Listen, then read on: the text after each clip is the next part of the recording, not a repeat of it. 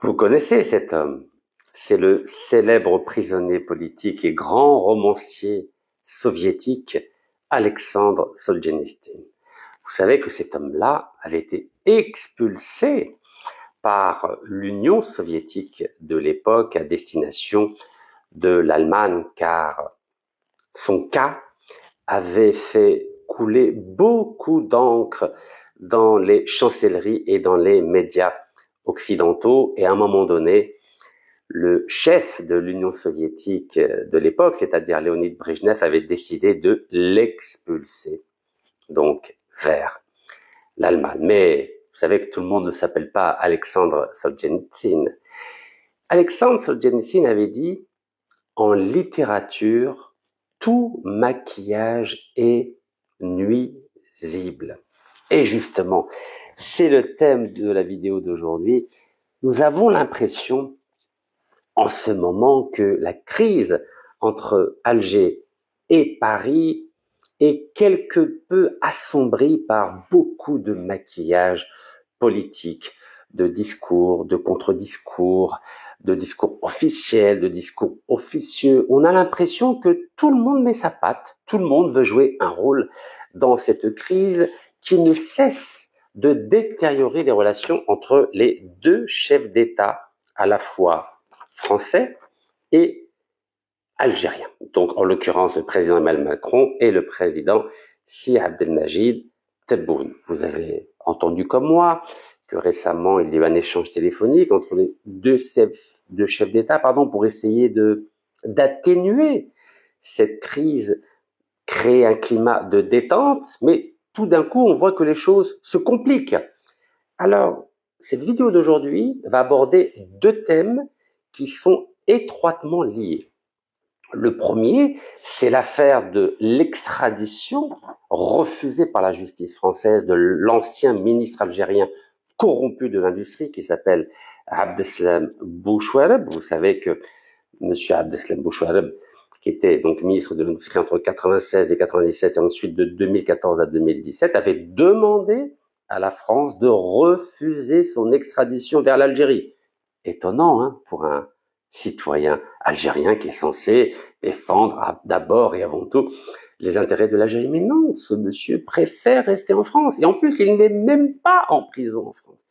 Il passe des jours tout à fait agréables sur la Côte d'Azur française grâce à l'argent qu'il a volé au peuple algérien, cet argent qu'il a caché dans les paradis fiscaux en Suisse, au Luxembourg, à Panama et à Paris. Comme vous le savez, depuis 2016, j'avais organisé plusieurs manifestations devant son appartement 21 quai Montebello en face de Notre-Dame, protégé par 200 policiers français. Et à cette époque, son ami était lui aussi ministre de l'économie. Entre-temps, il est devenu président de la République. C'est Emmanuel Macron. Donc le premier thème, c'est la question de l'extradition de Abdeslam Bouchouareb, qui a été refusée par la justice française il y a à peine une quinzaine de jours, au motif que Abdeslam Bouchouareb est âgé, 72 ans, et qu'il serait malade, mais pas assez malade apparemment pour continuer à profiter de la Côte d'Azur. Mais il y a un événement tout à fait nouveau et insolite qui vient de se produire aujourd'hui. De qui s'agit-il? Il s'agit d'un monsieur très important en France, c'est monsieur David Lisnard qui, sur la radio Sud Radio, a déclaré qu'il était favorable à l'extradition de monsieur Abdeslam Bouchouareb en Algérie, malgré le refus de la justice française. En clair, il était pour qu'on échange Abdeslam Bouchouareb contre son ancien directeur de l'industrie, en l'occurrence l'auteur algéro-français qui est dans la section pénitentiaire de l'hôpital Mustapha Bacha à Alger. En clair, monsieur David Lisnard a repris mon idée d'échanger cet auteur contre Abdeslam Bouchouareb. Et ça, c'est un scoop, mes chers compatriotes. Et oui, il est favorable à ce que ce monsieur soit extradé. C'est magnifique, hein? C'est beau quand même. Hein. Alors au début, il y a 3 semaines, quand j'ai évoqué l'idée, certains Algériens m'ont dit « Mais non, Rachid, ça ne se pratique pas, les échanges. » J'avais beau expliquer que c'est une habitude chez les grandes puissances. Pas plus tard qu'au mois d'août 2024, il y a eu un échange de prisonniers entre la Russie de Poutine et les États-Unis de Biden. 16 prisonniers d'un côté contre 8 de l'autre, et cela s'est très bien passé. C'était le plus grand échange de prisonniers depuis la guerre froide. Donc David Lisnard, c'est qui? Il est à la fois le maire de Cannes et surtout le président des 36 000 maires de France. C'est très important. Sa voix, elle porte. Et en plus d'être le président des 36 000 maires de France, donc de l'association des 36 000 maires de France, il est le soutien numéro 1 à un homme que vous connaissez tous, c'est Monsieur Bruno Retailleau, ministre d'État et ministre de l'Intérieur, qui a décidé d'engager depuis 6 mois un véritable bras de fer avec une riposte graduée à l'encontre de notre pays, l'Algérie. Donc la déclaration sur Sud Radio de David Lisnard d'être favorable à l'extradition d'Abdeslam Bouchouareb vers l'Algérie est une déclaration extrêmement importante. C'est cette idée que je défends depuis plus de 3 semaines, et donc elle tend à crédibiliser cette option pour que l'Algérie sorte de cette crise par la grande porte. Car évidemment, il est hors de question de libérer cet auteur algéro-français condamné par la justice algérienne à 5 années de prison sans rien obtenir en échange. C'est le bon sens. Et l'Algérie a toujours dit, depuis 1962, que sa politique étrangère reposait sur le principe de la réciprocité. C'est le donnant, pardon, ou comme diraient les Américains, le win-win. Tu gagnes, je gagne. Il est hors de question de perdre pendant que toi tu gagnes. C'est ça la réciprocité. Et vous savez qu'il y a quelques jours, à peine une semaine, je suis passé sur cette même radio, Sud Radio, où j'avais rappelé mon idée d'échanger M. Abdeslam Bouchouareb contre son ancien directeur de l'industrie, l'auteur algéro-français. Donc je vous rappelle qu'il n'est auteur que depuis 1999. J'ai publié mes 2 premiers livres en 1997.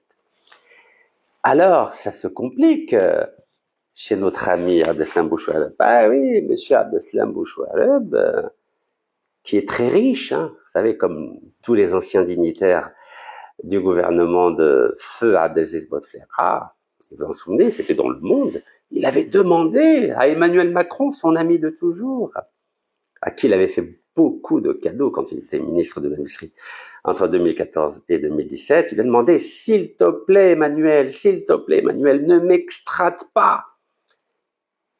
Et il a obtenu gain de cause, puisque la justice, en violation de la convention d'extradition entre l'Algérie et la France, a décidé de ne pas extrader le sieur Abdeslam Bouchouareb vers l'Algérie. C'est son pays de naissance. Il est né à Ain Kersha, au Melbouaki. Bon, vous savez qui était son père. Hein. C'est un gentil harki qui a préféré défendre les intérêts de la France plutôt que les intérêts de l'Algérie. Et son fils, en bon élève, en bon fils, a décidé de faire la même chose. Et je l'ai rappelé plusieurs fois. Comment se fait-il que les services de renseignement algériens ont pu laisser ce monsieur non seulement être député, non seulement être ministre de l'Industrie une fois, 2 fois, vice-président de l'Assemblée nationale, président du Conseil économique et social algérien, et en plus de ça, à 2 reprises, directeur de la communication du président feu Abdelaziz Bouteflika. Que font les services de renseignement? Mais comment c'est possible ça? Et dans le même temps, ces mêmes services de renseignement, encore une fois, c'est une partie bien précise de ces services de renseignement. C'est cette 5e colonne qui défend d'abord les intérêts français avant de défendre les intérêts de l'Algérie. Dans le même temps, cette petite section francophile m'a empêché d'être candidat aux élections législatives de 2017, m'a empêché d'être candidat aux élections présidentielles de 2019, Et en plus de ça, m'a fait arrêter le 4 décembre 2019 à l'aéroport d'Alger et m'a emprisonné. Eh oui, c'est cette partie francophile du DRS qui m'a arrêté. Et j'étais à Antar, vous savez, le 4 décembre 2019. Eh oui, toujours les mêmes. Donc les vrais patriotes, on les empêche d'être candidats, on les met en prison, et les fils de Harki, tapis rouge. Tapis rouge pour M. Abdeslam Bouchouareb. Mais c'est pas magnifique, ça. Et ce qui est formidable, c'est que M. Abdeslam Bouchouareb, je dis bien monsieur, vous avez compris que c'était ironique, il a le soutien de 2 pays. En Algérie, avec cette petite section du DRS, et en France, avec, s'il vous plaît, le président de la République française. C'est pas beau, ça. C'est beau d'avoir des amis comme ça, hein. Regardez cette belle complicité. Regardez ces 2 hommes qui se regardent face à face, les yeux dans les yeux. C'est beau, non? Beaucoup de personnes, de femmes et d'hommes aimeraient avoir des amis comme ça, qui vous soutiennent bec et ongle, en violation des lois, en violation des conventions d'extradition, en violation de la justice, en violation de la morale. Mais il est magnifique, ce monsieur Emmanuel Macron. Regardez-moi ça. شوفوا كي عنقو, شوفوا. Un petit mot d'arabe quand même, hein. يعنقو, تقول تربوا في رحبة. On dirait qu'ils ont été élevés ensemble.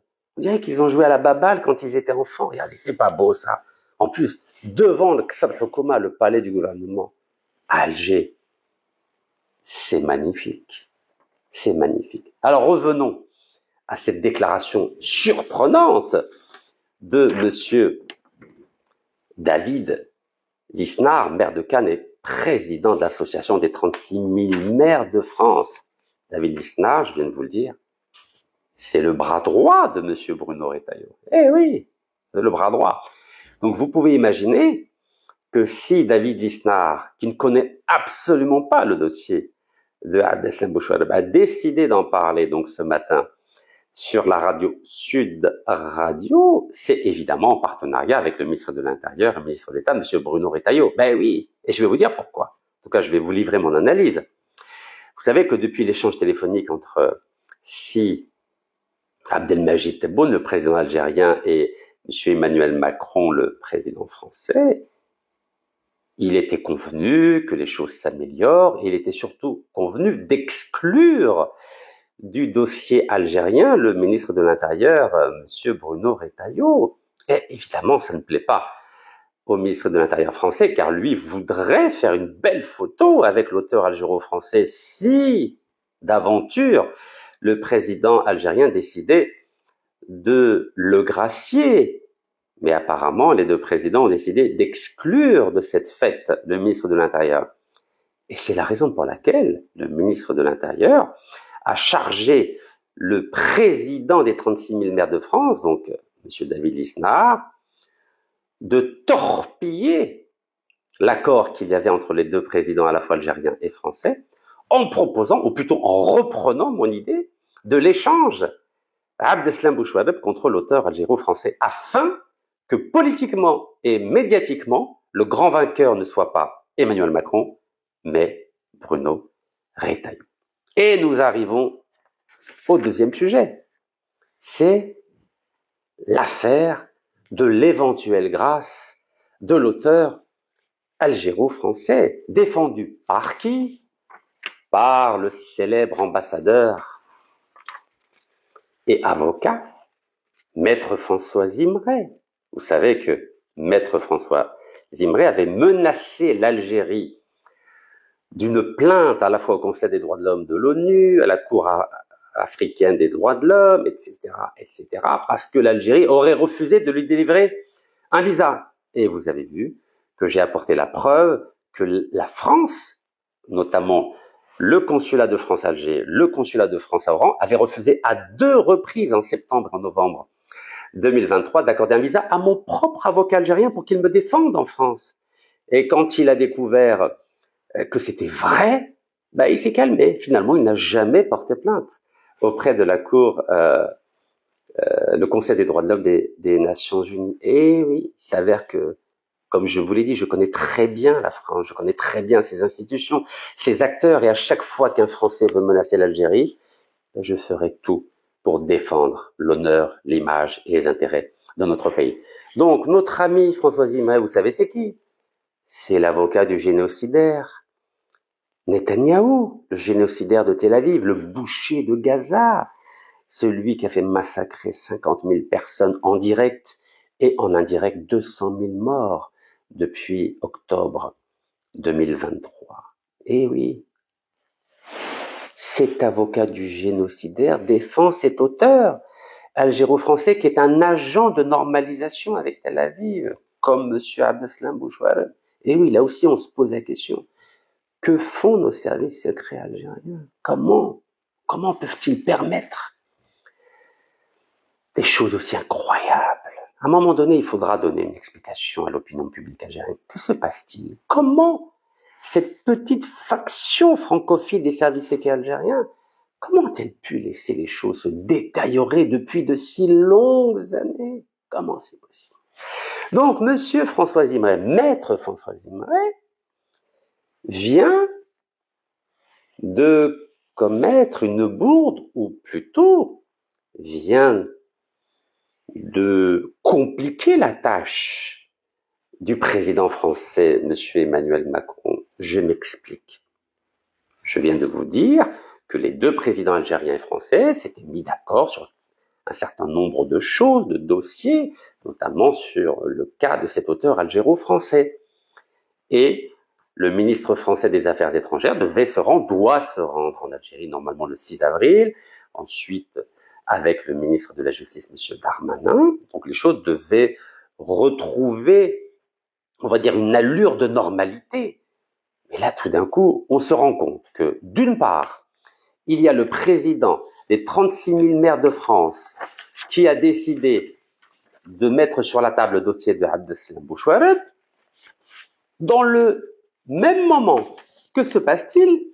On apprend que cet auteur algéro-français aurait fait appel de sa condamnation à 5 années de prison. Vous savez que j'étais condamné à 5 ans de prison, plus 1 an, plus 6 mois, donc 6 années et demie de prison. Et moi, j'ai jamais fait appel. Pourquoi j'ai pas fait appel? Parce que je sais que j'ai pas de problème avec le président de la République. Et je me suis dit, en ne faisant pas appel, mon dossier pouvait être sur le bureau du président et que j'avais une possibilité d'être gracié. Mais parce que j'ai toujours défendu le président algérien depuis qu'il était chef du gouvernement et qu'il luttait contre la corruption. À partir du moment où, entre mai et août 2017, en sa qualité de chef du gouvernement, il avait lancé une véritable croisade contre la corruption. Et vous savez aussi que j'avais organisé entre 2014 et 2019 156 manifestations anti-corruption contre les biens mal acquis des dignitaires algériens, dont le fameux Abdeslam Bouchouareb. Mais ce n'est pas du tout le cas pour cet auteur algéro-français. Vous avez vu la vidéo qui a été diffusée par le Mossad, où on voit bien qu'il admet être un agent de normalisation avec son ministre de l'époque, le fameux Abdeslam Bouchouareb. Donc, ce n'est pas du tout le même cas. Mais vous savez, en politique, il y a ce qu'on appelle la réelle politique, c'est-à-dire le pragmatisme. Parfois, il faut faire des concessions pour obtenir autre chose en échange. Et c'est dans cette perspective, donc, que j'avais et que je continue à proposer l'échange entre ces deux hommes. Donc, que se passe-t-il? On apprend aujourd'hui, l'écrivain franco-algérien fait appel de sa condamnation en Algérie à 5 ans de prison. Vous connaissez la justice, ou plutôt les procédures judiciaires. Le président algérien ne peut pas gracier un homme si ses condamnations ne sont pas définitives. À partir du moment où cet homme a décidé de faire appel, c'est automatique. Le président Si Abdelmajid Tebboune ne peut pas gracier cet homme. C'est impossible. C'est impossible sur le plan juridique. Donc il faut attendre qu'il y ait son procès en appel et ensuite qu'il ne fasse pas cassation pour que son dossier puisse être sur le dossier du président de la République, si tant est que ce monsieur écrive une lettre au président de la République, ce qui n'est pas du tout le cas en ce moment. Donc aujourd'hui, le fait que dans la presse française, il est mentionné que cet auteur aurait fait appel, par définition, le président algérien ne peut plus le gracier. Il faut attendre que la procédure judiciaire aille à terme, c'est-à-dire après le procès, en appel. Ça signifie quoi, ça? Ça signifie qu'il y a une volonté chez les amis du ministre de l'Intérieur français, M. Retailleau, de torpiller l'accord entre le président algérien Siad Abdelmajid Tebboune et le président français Emmanuel Macron. Eh oui, eh oui. Donc, qu'est-ce que ça veut dire, ça?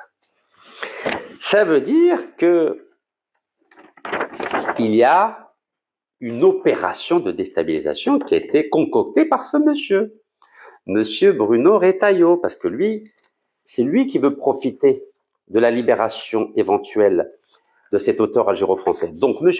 Bruno Retailleau a mandaté le président des 36 000 maires de France, M. David Lisnard, et Maître François Zimré. Donc, tous les trois ont décidé de torpiller l'accord entre le président algérien et le président français, avec deux bombes. La première, c'est reprendre mon idée d'échanger Abdeslam Bouchouareb contre l'auteur algéro-français. Et la deuxième bombe, c'est de dire à François Zimré que cet auteur algéro-français a décidé de faire appel. Et donc, plus de libération, plus de grâce, plus rien. Wallo. Donc, vous pouvez imaginer que le président français Emmanuel Macron a dû être très énervé contre Bruno Retailleau, et vous pouvez imaginer en plus que le président algérien a dû se dire « mais ça fait 2 fois que Macron me fait un sale coup ». Le premier coup, c'était le 30 juillet 2024, quand il a reconnu de façon unilatérale la marocanité du Sahara occidental, et le deuxième coup, c'est maintenant. Le fait que cet auteur algéro-français fasse appel, évidemment, le président algérien ne peut plus le gracier, parce que s'il le gracie, ça voudra dire qu'il ne respecte pas la justice algérienne. L'Algérie est un État avec des institutions. Le président ne peut pas faire n'importe quoi. Le président doit attendre que toutes les procédures arrivent à terme. Et je vais vous citer un cas que vous connaissez tous. C'est le cas du général Arderi. Le général Arderi a toujours fait appel. C'est pour ça qu'il est toujours en prison. C'est pour ça qu'il ne peut pas être gracié par le président de la République. Parce qu'il a toujours fait appel. Première instance, appel, cassation. Et après, c'est reparti en première instance, appel. Et le président algérien n'a jamais pu intervenir. Dans mon cas, c'était différent puisque je n'ai jamais fait appel. Et donc, le président algérien pouvait agir et me gracier. J'ai eu 3 grâces du président algérien. C'est compliqué, hein? Alors, que dit le Parisien? L'avocat français de l'auteur algéro-français dément faire appel au nom de l'écrivain après sa condamnation en Algérie. Évidemment, le président Macron s'est énervé. Donc, on voit qu'il y a une grosse différence entre ce que dit Le Monde à 11h15 et ce que dit le Parisien à 12h29. Regardez, 2 informations contradictoires. Donc, on voit bien que le président français s'est énervé entre les deux. Puisque quand le président français a entendu que cet auteur algéro-français avait fait appel, mais il s'est énervé, donc ça veut dire qu'il ne peut pas être libéré. Cet auteur, le président algérien ne peut pas libérer cet auteur. On n'est pas dans un poulailler. L'Algérie, c'est un État avec des institutions. Qu'on l'aime ou qu'on l'aime pas, on peut le critiquer, l'Algérie. Mais ça reste un État avec des institutions. Le président ne peut pas faire n'importe quoi. Le président ne peut gracier un individu que lorsque toutes les voies de recours ont été épuisées. Si cet auteur, ancien directeur de l'industrie en Algérie et agent de normalisation avec Tel Aviv, fait appel, le président algérien ne peut pas le libérer. Il faut attendre. Faut être patient. Donc le président Macron ne peut pas aller en Algérie, le récupérer et faire une belle photo. C'est impossible. C'est pour ça qu'1 heure après, dans le Parisien, donc ça c'était Le Monde, cet auteur fait appel.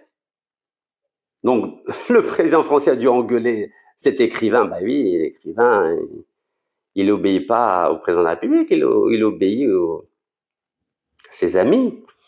Et qu'est-ce qui s'est passé? Regardez ce qui s'est passé. Le 27 mars, l'auteur franco-algérien a été condamné à 5 ans de prison ferme par le tribunal correctionnel de Dar Beda, comme moi, kiff Dar Beda. Et ils disent qu'il y a un cafouillage. Cafouillage. Tout d'un coup, l'avocat dit « je ne suis pas au courant s'il a fait appel, mais, s'il y a une grâce, évidemment, que son client, alors que c'est plus son client, vous avez bien vu que le bâtonnier d'Alger a dit que cet auteur avait récusé ses 3 avocats algériens, en plus de l'avocat français, Maître François Zimret. Donc, on ne comprend toujours pas pourquoi Maître François Zimret parle au nom d'un client qui l'a récusé. Bref, on prend l'hypothèse qu'il est toujours son avocat, sur le plan théorique. Regardez ce qu'a dit l'avocat. L'avocat français a dit, s'il est gracié, bien sûr que cet auteur va renoncer à son droit d'appel. Mais c'est une plaisanterie, mais c'est une insulte à l'Algérie, c'est une insulte à la justice algérienne et c'est une insulte au président de la République algérienne. S'il fait appel, le président algérien ne peut pas le gracier. C'est clair, c'est net et ça ne souffre d'aucune ambiguïté. Donc, si ce monsieur veut être éventuellement libéré et éventuellement gracié par le président de la République algérienne, il ne doit pas faire appel. Il n'y a pas de chantage. On n'humilie pas l'Algérie comme ça. Vous imaginez si le président algérien gracie un homme qui a fait appel, vous imaginez l'impact que ça va avoir au niveau de l'opinion publique algérienne. Ça voudra dire que nous sommes humiliés en tant qu'État, en tant qu'institution et en tant que peuple.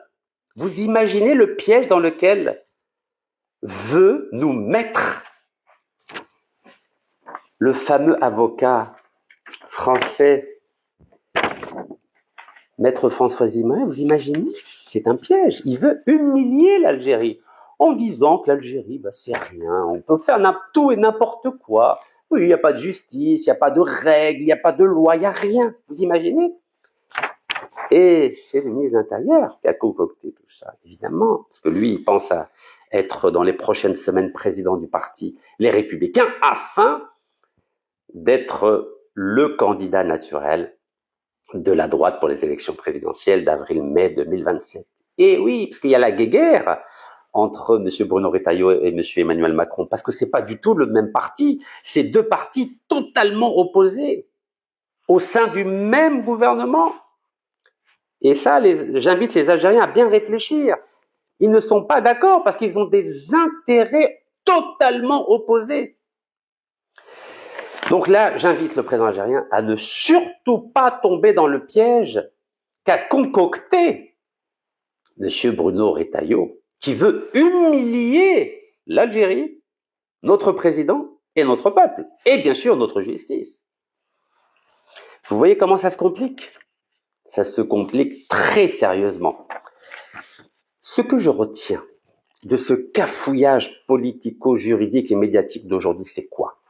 C'est que mon idée d'échanger l'ancien ministre algérien de l'industrie corrompu, Abdeslam Bouchouareb, qui n'est pas en détention, car qu'a dit notre David Lisnard, président des 36 000 maires de France? Il a dit que Abdeslam Bouchouareb était détenu en France. Non, la France, non seulement ne veut pas l'extrader, elle ne l'a pas jugé, mais elle ne l'a pas emprisonné. Il est tranquillement sur la côte d'Azur en train de siroter un jus d'orange ou quelque chose de plus puissant. Et oui, donc non, là je parle à monsieur David Lisnard, non, il n'est pas en prison, ce ministre corrompu, condamné à 5 peines de 20 années en Algérie pour corruption et détournement de fonds publics.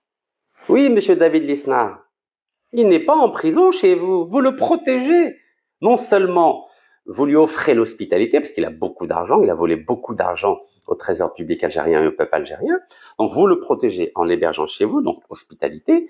Votre justice est ultra clémente parce qu'elle ne l'a même pas mis 1 minute en garde à vue, alors que moi j'ai passé 75 jours à la prison de Fresnes et je risque même d'être emprisonné dans les prochaines semaines. Vous savez, j'affronte la justice, je n'ai pas peur, je n'ai peur d'aucune justice, ni la justice française, ni la justice algérienne, ni la justice américaine, ni la justice mondiale. J'affronte une justice. Demande après moi, j'y vais. Oui, encore moins de la justice marocaine. Vous avez vu, je me suis mis à la disposition de la justice marocaine après une plainte déposée par des organisations marocaines. Donc bref, vous me connaissez, j'affronte. Je ne suis pas un lâche comme certains, comme le sieur Bouchouareb, le fameux sieur Bouchouareb, le grand écrivain algéro-français, monsieur Kamel Daoud, qui a peur de rentrer en Algérie. Vous imaginez? Quand j'imagine qu'il a fait une interview avec le président de la République, c'est Abdelmajid Tebboune, maintenant il a peur de rentrer en Algérie. C'est quand même incroyable le manque de courage de certains de nos compatriotes. Un ancien ministre qui a peur d'aller en Algérie et un écrivain qui a peur de rentrer en Algérie. Ils nous font honte quand même, ces Algériens quand même. Heureusement, heureusement qu'il y a un peu de courage dans notre pays. Parce que décidément, le niveau de courage baisse dangereusement. Bon, bref, je retiens donc cette proposition magnifique qui a été reprise par David Lisnard, le président des 36 000 maires de France, d'échanger donc cet auteur algéro-français contre son patron, qui a beaucoup de secrets à communiquer à la justice algérienne, puisqu'il a fait beaucoup de cadeaux à la France. Donc j'espère que cette proposition va être retenue à la fois par les autorités françaises et par les autorités algériennes, c'est-à-dire retenue par les deux chefs, c'est-à-dire le président algérien et le président français. Comme ça, on met fin à cette crise, tout le monde aura gagné, on aura récupéré le big boss de la corruption algérienne, M. Abdeslam Bouchareb, et on aura redonné cet auteur algéro-français, mais à condition de ne pas le rendre avant la fin des élections présidentielles françaises. C'est-à-dire, je propose, et je vous le redis, qu'il soit placé en résidence surveillée à Mobaddel dans sa maison. Parce qu'apparemment, il aime l'Algérie. Nous a-t-on dit, donc il n'y a pas de mal à ce qu'il reste en Algérie, évidemment, pour ne pas que ce monsieur puisse faire un coup médiatique et politique avec son éventuelle libération. Encore une fois, c'est simplement une suggestion que je fais au président de la République algérienne. Ne tombez pas dans le piège que le ministre de l'Intérieur français essaye de vous tendre. Restez vigilant, restez calme, et dans tous les cas, n'oubliez jamais ce principe de la politique étrangère algérienne, c'est la réciprocité. Si un jour cet auteur algéro-français doit être gracié, c'est uniquement si cet homme rentre à la maison pour purger sa peine de 100 années de prison. Voilà le message que je voulais vous faire passer. Barakallahu fikum, tahiyya al-Jazair, wallah yarham al-shuhada. Allah yahfazkum, inshallah.